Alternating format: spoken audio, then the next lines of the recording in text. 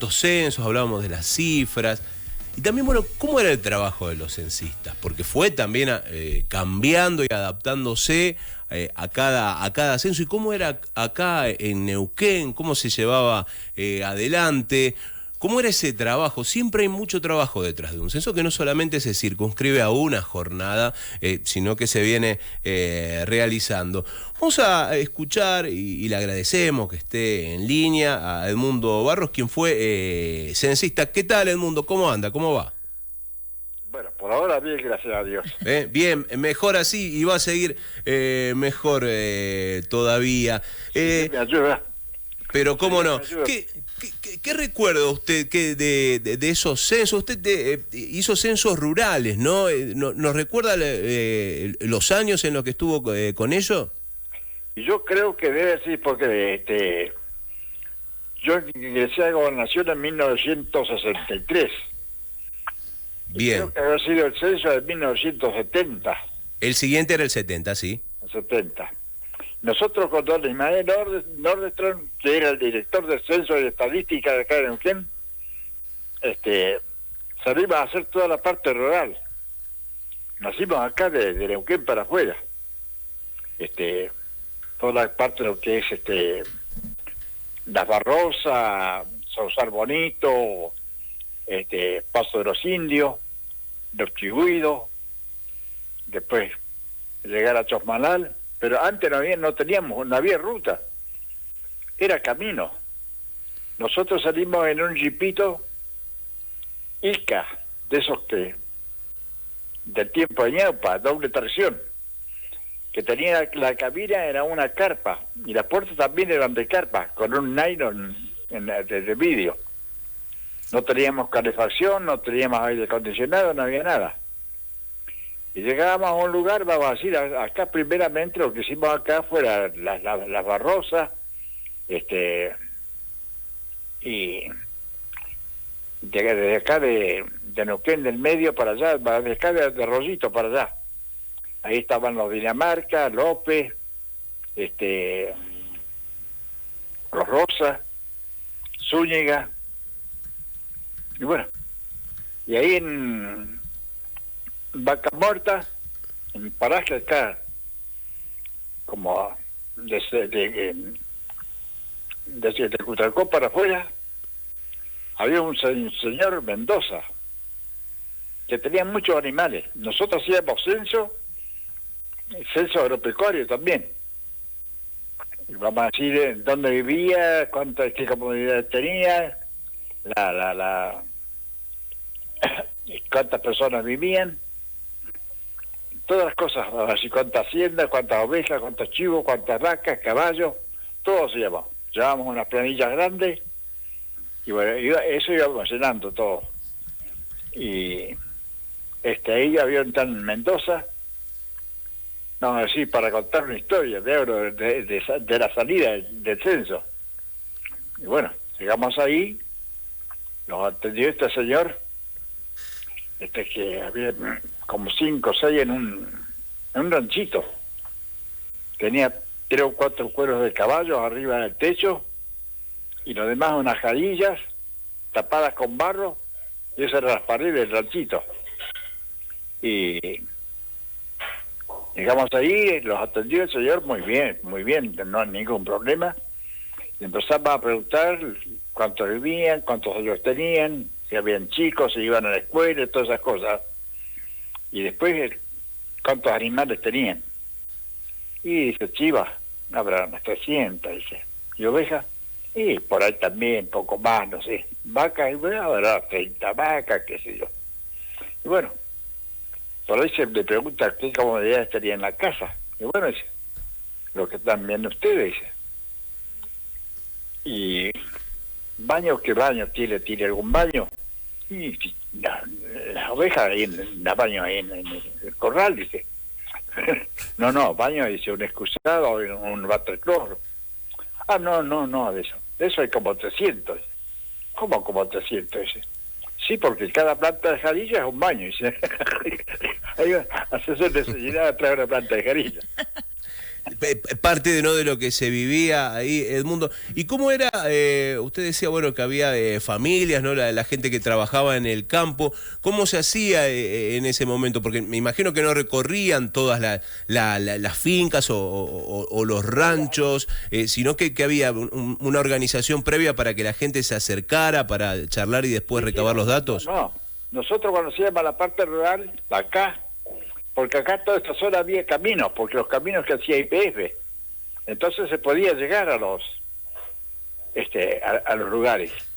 Pero de ahí para allá, vamos a decir, de Cutracó para afuera, lo que era Sausar Bonito, todo eso, nosotros llegábamos a un lugar, a un pueblo, y se llamaba al otro para que la policía avisara a la gente para que bajara a alguna escuela, a algún lado. Y si no, había que ir a llegarse como pueda uno a los ranchos. Porque casas, vamos a decir, casas eran muy pocas. No había, en los ríos no había puente. Ahí en Paso de Indio había una balsa. En Yosmalal había otra balsa. De ahí para pasar a Andacollo había otra balsa, no había camino. Y hasta Andacollo se podía llegar.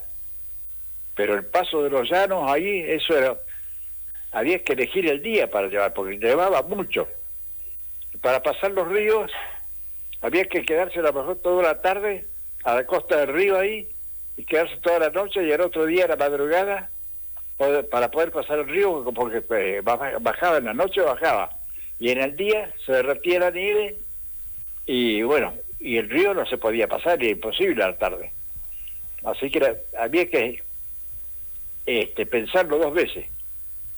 Y bueno, de ahí fuimos, a Chosmalal, Andacollo, Butarranquil, Barranca, toda esa zona.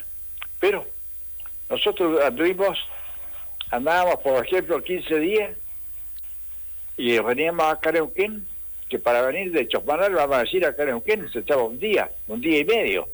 A lo mejor para llegar de Chosmalal a Zapara era un día, porque no había camino, no había rutas, era caminitos.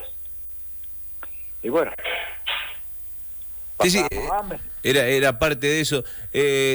¿Cómo era esta cuestión, no, también teniendo en cuenta, no, lo que eran prácticamente esas travesías con el tema de la alimentación? ¿Se llevaban ustedes? O sea, la gente ahí los recibía cuando podía. Claro, en verano la gente en el campo no tiene carne, porque si carnean a un animal se les echa a perder. No tiene heladera, no había luz, no había nada. Entonces nosotros prácticamente bajábamos acá en Euquén o a algún lado, comprábamos algunas latas de sardina o caballa o lo que fuera, y galletas de esas galletas de campo, esas galletas duras que había. Esa galleta llevaba agua, agua no hacía falta. Cualquier arroyo se cargaba agua. Pero pasamos hambre, pasamos sed y pasamos calores, frío, de todo. Y el señor Nordestra era una persona ya arriba de 70 años. No era un pibe. Y bueno, y era muy, muy, muy difícil llegar a un lugar a otro. En Barranca no había balsa, no había puente, no había nada. Había una balsa que pasaba, que era la ruta que iba a Mendoza. Y ahí había unos turcos que tenían un boliche. Entonces la gente del campo venía ahí a comprar sus cosas. Entonces ahí avisó la policía para que, porque ahí no había un destacamento, no había nada, había sido, vamos a decir, un destacamento sí, pero había un solo policía, un cabo. Y ese era el que se encargaba de recorrer los puestos por ahí cercanos. Y venían a comprar ahí el boliche del turco y ahí hicimos campamento nosotros. Ahí estuvimos como 3 o 4 días censando a toda la gente que venía del campo. Pero no era un censo, vamos a decir así, a lo que nos decía la gente, a decirnos los lugares donde vivían y qué comodidades tenían. Comodidad no tenía ninguna, era bueno, muy, muy, muy, muy triste. Y bueno, Es parte de la realidad también, ¿no? Ese relevamiento, es encontrarse con ellos, Edmundo. Y después, con el paso del tiempo, ¿cuál fue el último censo que recuerda que hizo? Ya uno imagina, ¿no? Con otras unidades automovilísticas al mando. No, censo rural no hizo nunca más. Porque esa vuelta acá, yo recuerdo que sí, nos estuvieron dando prácticas acá en la calle Perito Moreno y Bahía Blanca. Ahí nos estuvieron como 3 meses enseñándonos cómo teníamos que hacer los censos. Ingresamos como 300 y terminamos 30, creo. Así que, pero era difícil. Porque había que hacer la evaluación de las casas, todo. ¿Qué evaluación en las casas si no había casas? Eran todos ranchos. Ahí en César Bonito ese era un paraje. Había solamente un señor Zapata, me acuerdo, y después estaban los Wingareos, y había otras personas también de Mapuche, que no me acuerdo cómo se llamaban. Y bueno, no había nada más. Y después allá en Paso de Indio estaban los Argat, que tenían unas chacras grandes ahí. Y bueno, de ahí para allá, en los Chigüidos, los Sánchez, los Mendoza, bueno, había mucha gente ahí en los Chigüidos. Porque el Chigüido había un camino que, vamos a decir, uno iba de acá, iba por Añero, salía a los Chigüidos y de ahí salía a Chombanal. Era un camino, una ruta que se iba a hacer y nunca se hizo. Así, y que una ruta mucho más corta, uno de acá a Chosmanal más o menos quedará de acá directamente de Neuquén hasta allá, hasta Chosmanal, quedarán unos 380 kilómetros yendo por los Chigüidos. Y pues yendo por Zapala queda 550. Así que, y bueno, de ahí para ir a las ovejas, era todo campo.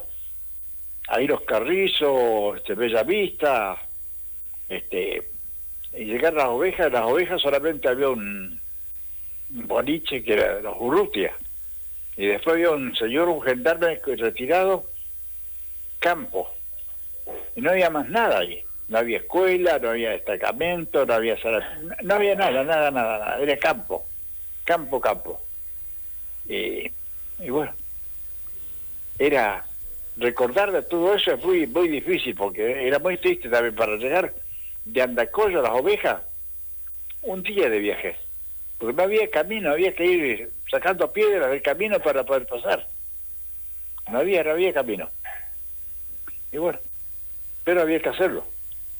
Y se hizo, Edmundo. Muchas gracias por su testimonio. Realmente acá lo estamos escuchando atentamente. La audiencia y la teleaudiencia descuento que también, bueno, por estas anécdotas, estas reflexiones también, ¿no? Por haberse comprometido en ese tiempo, ¿no? Con parte de la tarea de los pioneros aquí de la provincia, que tiene en esta herramienta, ¿no? de reconocimiento, bueno, y en este caso, como usted bien dice, y se le ha quedado parte del censo ahí en la memoria, ¿no? Recorriendo la provincia, el terreno de la provincia, los lugares y las familias también. La verdad era muy difícil, muy triste llegar a un puesto donde no, la gente con frío, descalza, y prácticamente muy... Tenían sus animales, toda gente con buenos animales, buenos campos, pero también tenían que trabajar a la intemperie y dormir en el recado, porque no tenían cama, no tenían nada, y abajo de 4 hojarillas. Así que era muy difícil, muy triste, va. Bien. Pero bueno, y nosotros para llegar a Chosmanal teníamos que pasar acá en Paso de Indio, en una balsa que había ahí, de ahí subir hasta Butarranquil, y de Butarranquil bajar a Chosmanal. No había otro camino, que en Chosmanal estaban haciendo el puente, no había puente, porque se hizo el puente, se inauguró, después de una crecida del río, la mitad del puente se lo echó abajo. Entonces te lo estaban haciendo de vuelta. Tenían que instalar una balsa, pero hasta ese momento no lo habían instalado. Y después en Barranca no había nada, Butarranquil, nada. Eran unas chacras, ahí sí había un destacamento, y no había más nada, era todo desierto. Creo que en toda la provincia, toda la provincia, había algo de 75.000 habitantes. A 75.000, hoy solamente en Centenario tenemos más de 75.000. Así que, y camino para qué hablar. Nosotros hicimos toda la parte norte. La parte sur le tocó a otro, y después, bueno, en los, vamos a decir, en los pueblos como acá, Neuquén, Plotier y todas esas cosas, ya lo hacían los censistas locales, que en ese tiempo les tocaba a los maestros hacer los censos. Pues, después de todo eso, en adelante, me tocó hacer censo acá en Neuquén, a mí y a mi señora, porque mi señora era docente. Entonces ya, directamente cuando había un censo, ya estábamos notificados nosotros para hacer el censo. Pero el censo nos tocaba hacer acá en el barrio nomás. Y era más gente, pero más chico en lugar de... En un día teníamos que hacer todo el barrio. Pero ya estábamos organizados. Pero ese censo agropecuario o rural era Añero no había nada, ahí cerca de Aucamaguida. Te voy a contar otra historia. Llegamos a un puesto en Aucamaguida, había una escuela, había un destacamento policial, y ahí estaba la mina Aucamaguida, una mina de carbón, que después se quemó, quedaron no sé cuántos mineros escondidos abajo ahí metidos. Quedó la escuela y el destacamento. Y ahí llegamos a un puesto, había qué sé yo, 3 o 4 familias que vivían ahí en el mismo puesto. Y había un señor grande ya, un señor alto, bien puesto, tenía 7 hijas. No voy a dar el nombre porque queda mal, ¿no? Tenía 7 hijas. Las 7 hijas tenían sus hijos también. ¿De quiénes eran los hijos? Del padre. Tenían nietas. También nietas que tenían hijos. ¿De quiénes eran los hijos? Del abuelo. Así venía toda una cadena. Sí, toda una situación de hoy es considerado eso y siempre fue, ¿no? De abuso y de que se daban, y de situaciones como usted bien decía, ¿no? Bien tristes, reales, pero que arrojaban, ¿no? Esto que es pasar, estar presente, ¿no? Y parte de la historia. Edmundo, le agradezco el testimonio, realmente, bueno, ha recorrido parte de un Neuquén, ¿no? Que como bien usted decía, me quedo con esa comparación, ¿no? Que decía de los 75.000 habitantes que había en toda la provincia en 1970 y ahora hay en una localidad como es Centenario toda esa misma cantidad, ¿no? Con otro tipo de infraestructura. Edmundo, un abrazo, que tenga buena jornada. Gracias, muy amable. Y bueno, yo conté lo que hace 50 años atrás. No sé, vamos a decir, yo ya soy una persona ya de 38 pirulos arriba, así que no recuerdo tanto en mi memoria tampoco, pero sí. Pero qué bien que lo ha hecho y lo felicitamos realmente. Un abrazo, Edmundo, buena jornada. Gracias. Bueno, charlamos con Edmundo Barros, ¿no? A propósito, ¿no? Pasamos, bueno, por distintas cuestiones que tenía, ¿no? El ejercicio de la memoria, ¿no? Pasar. Por eso había ciertas vueltas que pasaba, aportó una serie y una cantidad de datos que, claro, cuando uno tiene esa perspectiva, no fue esto siempre así. ¿no? Claro, un poco hecho. lo que vos decías, ¿no? Hay que ubicarse en tiempo y espacio de aquel momento, ¿no? Tanto en el terreno, como él contaba, de cómo vivían en ese momento, toda la parte rural, y también en el aspecto social, ¿no? Políticas que antes eran socialmente aceptadas y hoy nos parecen realmente incomprensibles e inaceptables. Situaciones ¿no es cierto? de crudeza, de abuso, ¿no? Como la que había descripto también, ¿no? Que lamentablemente eran más que comunes. Sí, ¿no? claro. Y que siempre hay que estar alerta y que siempre, ¿no? Hay que estar consciente de ello y que nunca es tarde, ¿no? Para denunciarlo, para exponerlo, todo este tipo de casos de episodios, ¿no? y abusos, ¿no? Eso siempre tenerlo presente. Y en relación a lo que era esta cuestión, ¿no? de la infraestructura y del tiempo, ¿no? El valor del tiempo, esperar para cruzar lo que hoy es una conexión entre distintas localidades del norte, las balsas, ¿no? Que estaban presentes, ¿no? Ir haciendo caminos, o sea, sacar las piedras para seguir circulando, ¿no? Así que agradecemos el testimonio de Edmundo Barros, que es el padre de nuestro compañero Walter Felipe Barros, Wally Barros. Censo 2022. Estás escuchando una programación especial de RTN de 8 a 18.